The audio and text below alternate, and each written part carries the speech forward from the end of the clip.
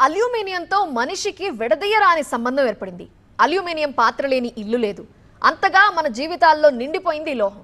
మరి అల్యూమినియం పాత్రలే ఇప్పుడు మనిషి ఆరోగ్యానికి చెక్ పెడుతున్నాయా? ఎలాగంటారా? ఈ స్టోరీ చూసేయండి.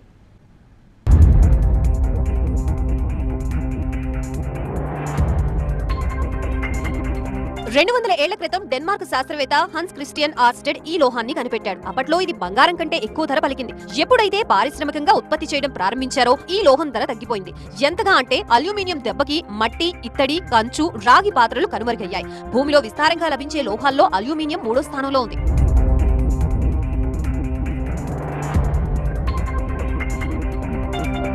భారత్ లో అల్యూమినియం ఉత్పాదన ఇండియన్ అల్యూమినియం కంపెనీ లిమిటెడ్ 1938లో ప్రారంభించింది. అప్పటి నుంచి ఈ లోహంతో తయారైన పాత్రల వాడకం విస్తృతమైంది.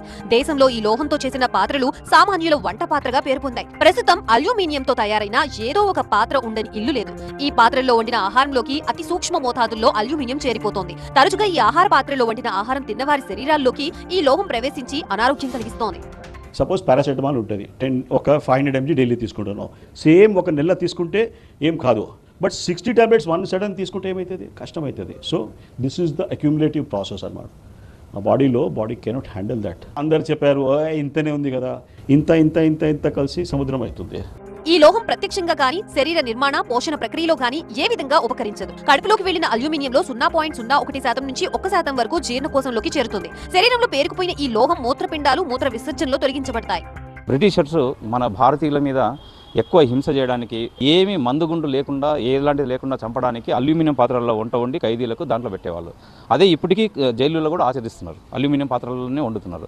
అది చాలా హానికరమైనటువంటిది. అంటే రోజు ఇంత విషం ఇస్తూ పోతే విషకన్యలు ఎట్లా తయారవుతున్నారో ఆ విధంగా మనిషి లోపల ఫ్రస్ట్రేషను, కోపము, ద్వేషము, ఇతరులను చూస్తేనే ఓర్చుకోలేనితనము ఇవన్నీ స్టార్ట్ అవుతాయి అల్యూమినియంలో తింటే. కాబట్టి ఇటువంటి దాన్ని సాధ్యమైనంత వరకు తగ్గించడం మంచిది. గవర్నమెంట్ కూడా అల్యూమినియం పాత్రలు కాకుండా ఇత్తడికి, రాగికి గవర్నమెంట్ సబ్సిడీ ఇస్తే, సెంట్రల్ గవర్నమెంట్ వంట పాత్రలకు వాటికి గృహిణులందరూ వెళ్ళేసి తీసుకుంటారు.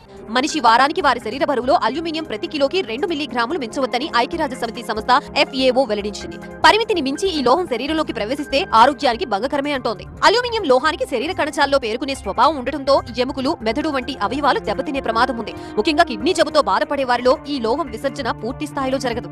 మనకి యుబిక్విటస్ అంటే అన్ని చోట్ల ఉంటుంది.